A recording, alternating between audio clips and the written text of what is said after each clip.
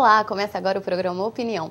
Hoje vamos falar sobre a questão das drogas com o professor universitário, pesquisador da área e advogado criminalista Tiago Fabres de Carvalho. Bem-vindo, Tiago. Muito obrigada pela presença aqui no nosso programa. Eu que agradeço o convite, Larissa. O tema de hoje é um tema polêmico, né, Tiago, que divide opiniões. No Brasil, por exemplo, de alguns anos para cá, as drogas se tornaram uma questão importante de saúde e principalmente de segurança pública, né? Perfeito. E essa questão das drogas é recente ou já é antiga na sociedade? É uma questão muito antiga, Larissa. É uma questão que remonta, né, às sociedades primitivas, né? Que os historiadores mostram e os antropólogos que nenhuma sociedade humana conviveu livre, absolutamente livre das drogas, né? Todas as sociedades humanas, de alguma maneira, elas tiveram experiências ou alguma relação com determinadas substâncias alteradoras do estado de consciência. Isso por diversas razões, né? Um historiador muito importante da Universidade de Madrid, o Antônio Escotado, ele vai mostrar que as sociedades primitivas se relacionavam com as drogas por razões as mais diversas, razões festivas, razões religiosas, né? Razões culturais, seja nos momentos de... Era impossível, por exemplo, numa sociedade antiga se pensar um casamento ou uma grande festa, uma grande cerimônia, sem a presença do álcool, do vinho, né? Ou de alguma outra substância. Então isso se dá, no primeiro momento, por razões até alimentares, né? Os caçadores, coletores, ao provarem determinadas plantas, eles começaram a descobrir que determinadas substâncias ou determinadas plantas, além de servirem como alimento do corpo, né, serviam também como alimento do espírito, alimento da alma, né? Então as primeiras hóstias, inclusive, eram substâncias alucinógenas, né? Porque os povos primitivos acreditavam que essas substâncias, por alterarem o estado de consciência, elas levariam os indivíduos a ter um acesso privilegiado à divindade, né? Um contato privilegiado com os deuses. Então o que a gente tem que discutir de fato é se é possível uma sociedade livre das drogas, e a história já mostra que isso é inviável, né? O que a gente precisa debater de forma profunda é em que momento surge o que nós chamamos de proibicionismo, né? Que é uma política que surge num determinado momento da história e que vai demonizar as drogas, né? Que vai transformar as drogas numa questão absolutamente demonizada, né? Ou seja, tentar eliminar, erradicar a droga da face da Terra. Isso é absolutamente inviável. Tiago, então pensar em um mundo totalmente livre das drogas é, de certa forma, utópico, né? Mas o que pode ser feito para reduzir os danos causados por elas? Perfeito. É absolutamente utópico, não? A sociedade livre das drogas. Então o que a gente precisa compreender seriam as raízes do que nós chamamos de proibicionismo, né? Que é uma política que surge nos Estados Unidos da América na década de 70, com o Richard Nixon, né? Que é uma política que vai demonizar o uso das drogas. Ela tem uma raiz religiosa profunda, né? Porque a partir da Idade Média, a Igreja Católica ela escolhe o álcool como uma droga permitida, né, nos cultos religiosos, e sataniza todas as outras como sendo drogas inerentes aos cultos pagãos, né? Então essa é a primeira camada do proibicionismo, né? Que é um discurso moral religioso, ou seja, associar o uso das drogas a degenerados morais, a pessoas que seriam moralmente inferiores e que, portanto, deveriam ser perseguidas ou até mesmo eliminadas.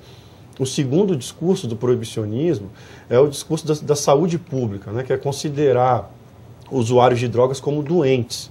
A terceira camada, o terceiro discurso de justificação do proibicionismo é o discurso da segurança pública, né? Quando eu criminalizo as drogas, do dia para a noite eu crio milhões de criminosos, tanto usuários quanto vendedores, né? E, portanto, potencializo essa cultura da guerra, né? De que o Estado, a sociedade deve combater essas pessoas e tratá-las como inimigos. E o último discurso, que é um dos mais poderosos de todos, é o discurso geopolítico, né? Porque as drogas obedecem a uma questão política mundial, uma divisão entre países produtores das drogas, que seriam os países do terceiro mundo, África e América Latina, e Ásia, e países consumidores, que seria a Europa e os Estados Unidos. Então essa divisão entre países vítimas e países agressores justifica, né, uma política americana, por exemplo, de intervenção nos países de terceiro mundo, intervenção militarizada, utilizando a droga como um pretexto para a imposição da sua política econômica, né, para os seus interesses econômicos. Então esse discurso ele surge na década de 70 em razão é muito mais do momento histórico, da sensibilidade daquele momento histórico, que era um momento de questionamento social, de convulsão, de luta pelos direitos civis, de questionamento da guerra do Vietnã, dos valores morais e culturais dominantes, e que associavam o uso da droga a esses grupos contestadores, né? Então, o uso da droga e a política de guerra às drogas que surge nesse período, ela não é uma política que está preocupada com a droga em si, né? Porque a maconha era consumida nos Estados Unidos e no mundo inteiro, o cânhamo, né? A cocaína também era utilizada pelas senhoras de meia idade nos Estados Unidos como forma de controlar a obesidade, né? Que é um estimulante também. Portanto, a criminalização das drogas nos Estados Unidos não se dá por conta da droga em si, da maconha, da cocaína, do LSD. Do mal que ela faz, não é por causa disso, não, mas o sim único dos motivo. grupos associados ao uso dessas substâncias, né? Os maconheiros eram os mexicanos, né? Os consumidores de cocaína eram os negros que trabalhavam nas docas e nas fazendas do sul dos Estados Unidos e usavam a cocaína como uma forma de estimulante para dar mais vigor físico e se manterem trabalhando. Então, o ópio aos chineses, o álcool aos europeus, sobretudo aos irlandeses e italianos. Né? Então, o uso, a criminalização da droga, ela não tem como eixo principal a droga em si ou a potencialidade danosa dessa droga, mas sim aos grupos associados ao seu uso. Né? Tiago, segundo o psiquiatra grego Petros Levonis, especialista em dependência química, do ponto de vista estritamente científico, não há diferença entre dependência de drogas lícitas e ilícitas, né? Drogas legais e ilegais. Partindo desse princípio, por que algumas drogas, como o álcool, são aceitas na sociedade e outras não? Como eu dizia, são por questões meramente políticas e geopolíticas, né? Por conta de interesses econômicos da grande indústria farmacêutica, por exemplo, né? E de determinados estados ou de determinados países, né? Por conta dessa divisão entre países produtores e países consumidores, na medida em que a maconha, o ópio e a papoula, a cocaína são plantas ou substâncias produzidas nos países de terceiro mundo, América Latina, África e Ásia. Né? E, portanto, a Europa e os Estados Unidos seriam os países vítimas, apenas os países consumidores.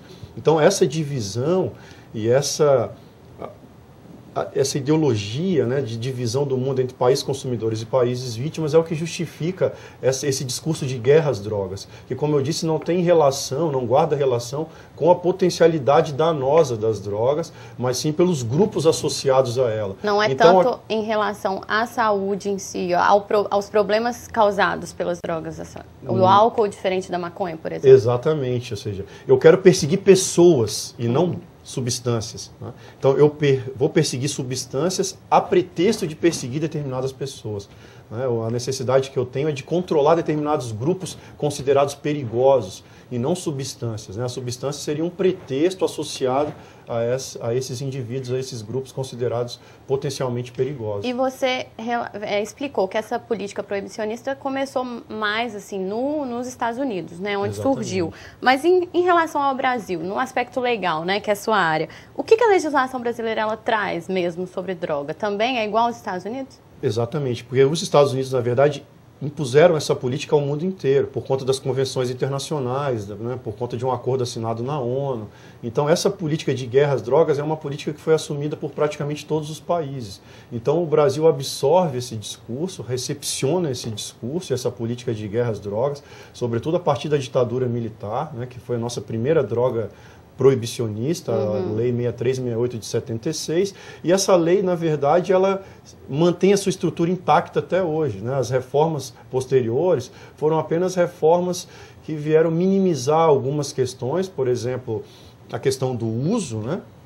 Que é dividir também, de certa forma, a partir da classe social, usuários e traficantes, ou seja, os jovens bem-nascidos vão ser tratados como usuários e, portanto, devem receber tratamento, enquanto os jovens pobres, né, miseráveis das favelas, das periferias, vão ser considerados os grandes inimigos e, portanto, serem encarcerados e eliminados. Então, o que a gente está vivendo no Brasil hoje é, na verdade, a partir da recepção, né, e da adesão a essa política de guerra às drogas, impostos pelos Estados Unidos, a gente está vivendo um encarceramento em massa da nossa juventude, sobretudo a juventude negra e pobre. Né? Porque um terço da população, segundo o Ministério da Justiça, um terço da população brasileira é encarcerada foi por causa do tráfico de drogas. Mais de um terço já.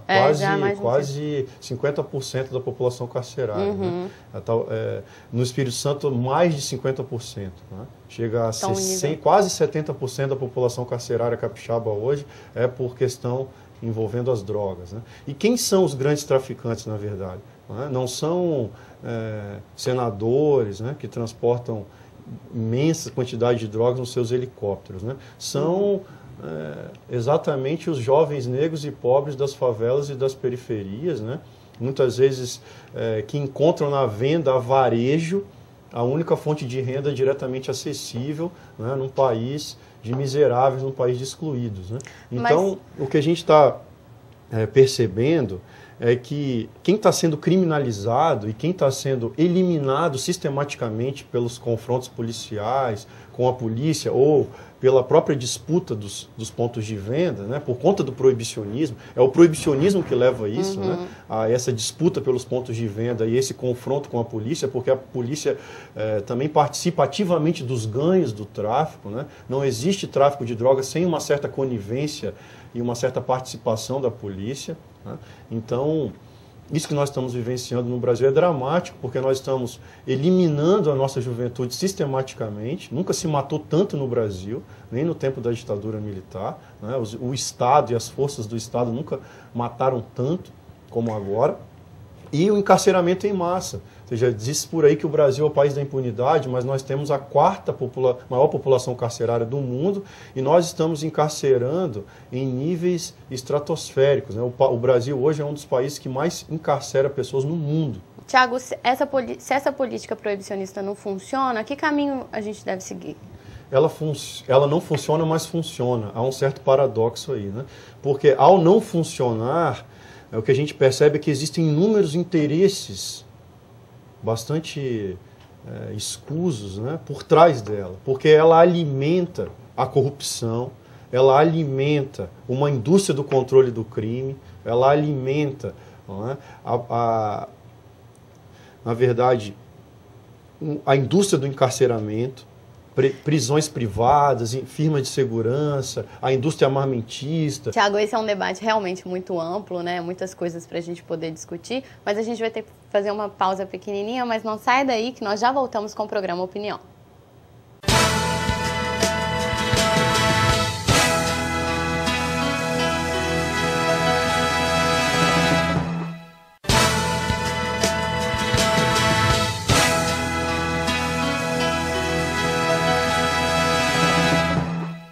De volta com o programa Opinião, o tema de hoje é a questão das drogas e os possíveis caminhos, as possíveis alternativas para diminuir os danos causados por elas. O nosso convidado é o professor e advogado Tiago Fabris de Carvalho. Tiago, continuando o nosso debate, recentemente você participou de uma reunião da Comissão de Política sobre Drogas aqui da Assembleia Legislativa, né? Como você avalia o papel do parlamento em abrir o debate sobre as drogas? Esse é um papel fundamental, né? O problema é que esse tema, ele é um tema cercado de tabus, né? Cercado de mitos, né? Cercado de moralismos e de falsos moralismos, né? Porque, de certo modo, ele alimenta uma poderosa indústria do controle do crime, né?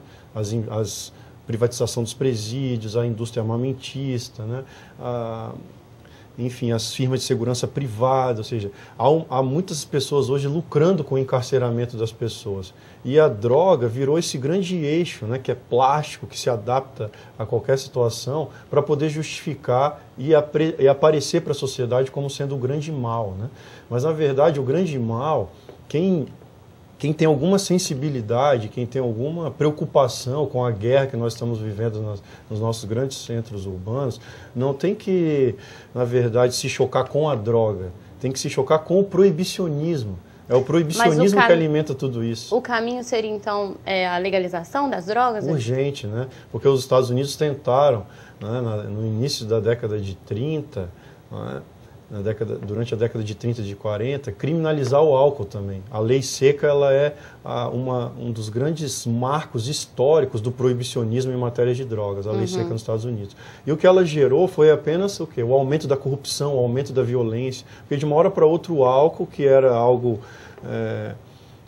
usado por inúmeras pessoas no país, de uma hora para outra se transformou em crime, né? Então o que isso gerou como consequência foi muito mais dramático do que o próprio uso do álcool, né? Então essa questão das drogas é cercada de mitos, né? De que a maconha é porta de entrada para outras drogas, ou de que a maconha é uma droga demoníaca. Muita gente fala isso. Mas... Isso é verdade, isso é uma inverdade, né? Porque os estudos médicos hoje, epidemiológicos, né? Há grandes pesquisadores da área médica hoje no Brasil sobre isso e no mundo todo, e que vão mostrar que essa classificação que é feita a respeito da danosidade das drogas, né? O David Nutt, por exemplo, em inglês, ele foi demitido do cargo porque disse que o álcool e o tabaco eram potencialmente mais danosos do que, por exemplo, o êxtase, né? Que era só ensinar os jovens a lidar com essa substância que nós evitaríamos esse encarceramento e essa guerra, né?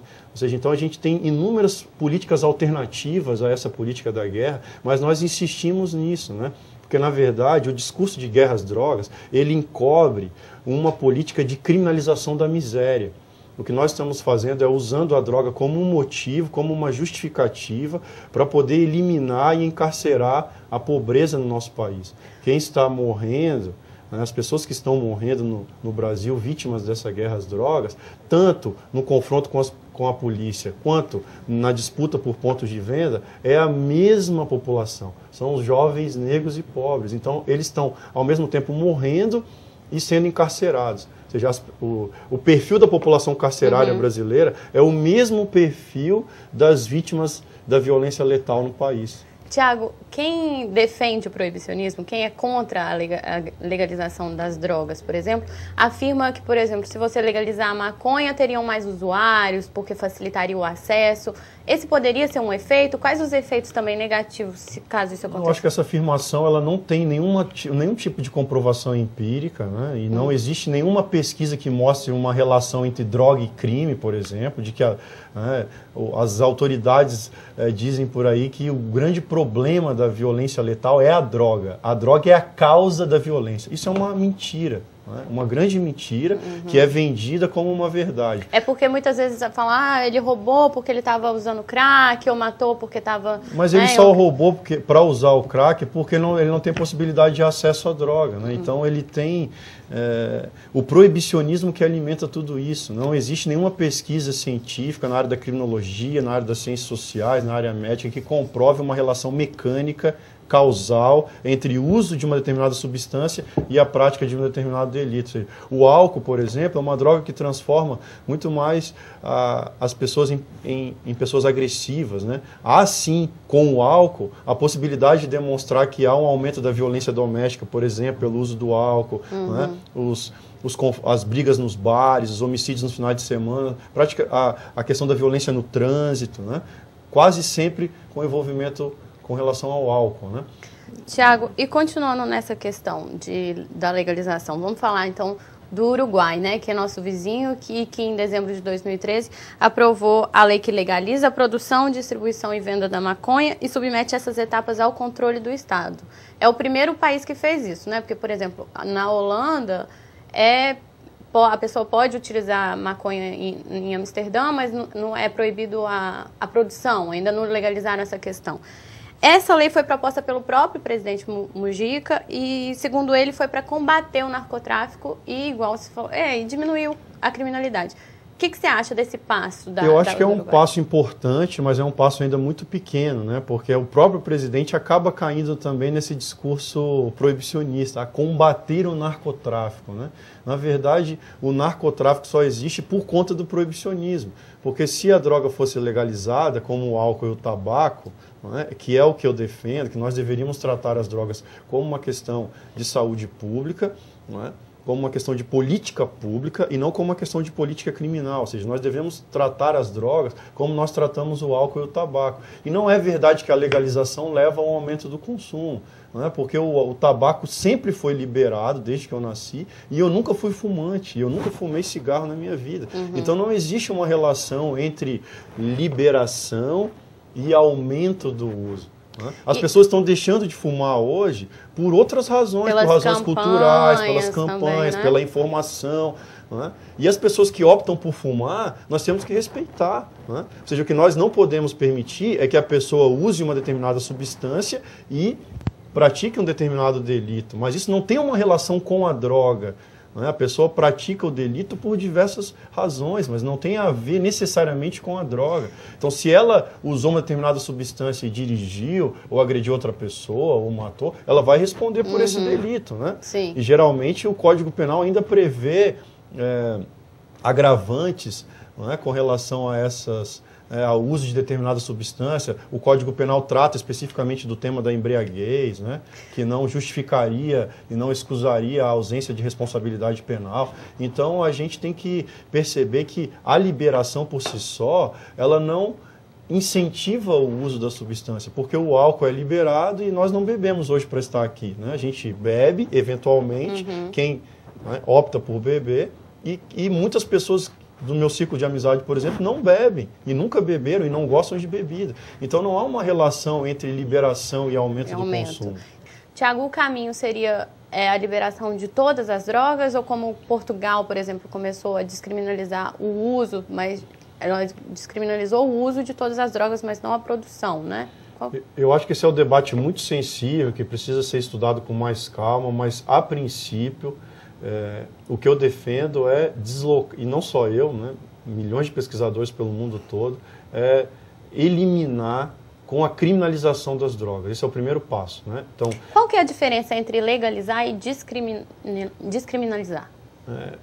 Nós temos várias políticas alternativas a essa que nós estamos vivendo. Né? Uma política que surge na Europa como uma alternativa imediata ao discurso da guerra às drogas e que já vem sendo desenvolvida há muito tempo na Europa é a política de redução de danos. Né? Ou seja, você mantém a criminalização, mas atua na redução dos danos, ou seja, transforma a questão das drogas numa questão mais de saúde coletiva, de política pública, do que propriamente de uma questão criminal. Essa é uma alternativa importante, mas que é uma alternativa ainda bastante modesta, porque ela não toca no ponto central, que é a raiz do proibicionismo. Né? A descriminalização seria o primeiro passo. A descriminalização é você deixar de considerar o uso de droga e até mesmo a venda de droga como sendo crimes. Né? E a legalização seria um passo mais importante, né, e mais global, que envolveria debates mais amplos no mundo todo, que é você permitir com que ou o Estado controle a produção e a distribuição, ou isso também seja possível pelo setor privado, como é o álcool e o tabaco. Né? Eu posso ter empresas que vão produzir o cigarro da maconha, regulados pelo Estado, taxados. Ou o Estado assume e reivindica o controle, como no caso do Uruguai. Que eu acho que é uma alternativa razoável, mas ainda não é a melhor. Eu acho que nós deveríamos tratar as drogas como nós tratamos o álcool e o tabaco. Né? Trabalhar na redução de danos, né? De quem abusa do álcool, quem abusa do tabaco, é que nós devemos efetivamente oferecer alguma alternativa, mas não pegar essas pessoas e encarcerar ou eliminá-las como nós estamos fazendo. Tiago, e você acredita que no Brasil tem espaço para essas mudanças assim, a curto prazo? Você acha que a população brasileira está preparada? Eu acho que está. Eu acho que esse é um debate urgente que precisa ser feito, apesar de todo o moralismo, né, de todo o ranço proibicionista, do falso moralismo que envolve essa questão das drogas. Eu acho que eu tenho... isso não é só uma reflexão teórica que eu faço, eu estou no front, atendendo famílias, pessoas que estão sofrendo, que estão com os filhos sendo encarcerados, né, que são pegos com 1, 2, 3 buchinhas de maconha, 3, 4, 5 pedras de crack, e estão sendo eliminados pela polícia, torturados, afrontados, humilhados, né, encarcerados. Então eu estou lidando diretamente com essas pessoas, né, vendo o sofrimento dessas famílias, e eu acredito que pelo crescimento exponencial da nossa população carcerária, né? E pelo fato dessas famílias estarem sofrendo, né? Eu acho que há um espaço amplo para esse debate. Só um político muito insensível, né, muito reacionário, muito oportunista, não vai ter a coragem de realizar esse debate de forma sincera, né, de forma honesta. E, Thiago, você lida com jovens diariamente, né? Você como professor universitário. Muita gente liga essa questão das drogas aos jovens que não estão preparados para lidar, caso seja legalizado. O que você acha? O que você diria para os jovens? Olha, eu acho que isso é uma questão que é inerente à juventude, né? Esses períodos de questionamento, de experimentação. De experimentação. Eu acho que nós temos que orientar. Né? Eu falo isso porque eu tenho um filho pequeno, de 2 anos de idade, e provavelmente ele vai, eventualmente, ter contato com uma ou outra droga. E eu quero estar preparado para estar do lado dele, para orientar. Né? O que eu não queria ver é ele eliminado pela polícia ou encarcerado. Eu acho que nenhum pai quer ver isso, né? E isso pode acontecer com nossos filhos, né? Porque a cultura policial hoje, a cultura, infelizmente, ainda também do nosso Ministério Público, do nosso Judiciário, é uma postura muito retrógrada, muito reacionária, de recepção desse discurso de guerra às drogas e de uma reprodução desse discurso no plano das suas práticas cotidianas, né? Os juízes tratam os réus que são acusados de tráfico de drogas como inimigos, os promotores, né? A polícia. Ou seja, o que a polícia está fazendo é prender essa população da periferia, né? Os jovens negros e pobres que eventualmente são pegos com pequena quantidade de drogas. Né? A grande população carcerária capixaba hoje são de pessoas presas com pequenas quantidades de droga, sem passagem, sem apreensão de armas. Né? Então, essa é a grande população que está sendo encarcerada. Eu tenho lá agora inúmeras, estou atendendo várias famílias que estão com seus filhos presos porque foram pegos com 1, 2, 3, 4, 5 buchinhas de maconha, 3, 4 pedras de crack. Né? Então esses são os grandes traficantes que estão sendo encarcerados no Brasil. É uma questão delicada que precisa mesmo ser mais aprofundada, né? Infelizmente nosso tempo acabou, eu gostei muito do nosso bate-papo, acho que ainda tem tempo para a gente, né, precisa ainda aprofundar mais nesse assunto. Mas antes da gente encerrar, Thiago, você gostaria de deixar seu contato, caso alguém tenha alguma dúvida, queira... Eu gostaria de agradecer primeiro o convite, né, a oportunidade de estar aqui debatendo um tema tão importante. Eu sou professor da FDV, né, do mestrado, do doutorado, então eventualmente eu posso, né, posso ser encontrado lá, que eu tenho, né, um horário bastante de dedicação àquela instituição. E meu e-mail é thiago.fabres@hotmail.com. Okay. Então, eventualmente a gente pode continuar a conversa. Tá, joia. Muito obrigada, Thiago, pela sua presença aqui hoje no programa Opinião. E o programa Opinião termina por aqui. Mas se você em casa tem alguma dúvida ou uma sugestão, entre em contato com a gente através do e-mail tvales.es@gmail.com. Obrigada pela companhia e até o nosso próximo encontro.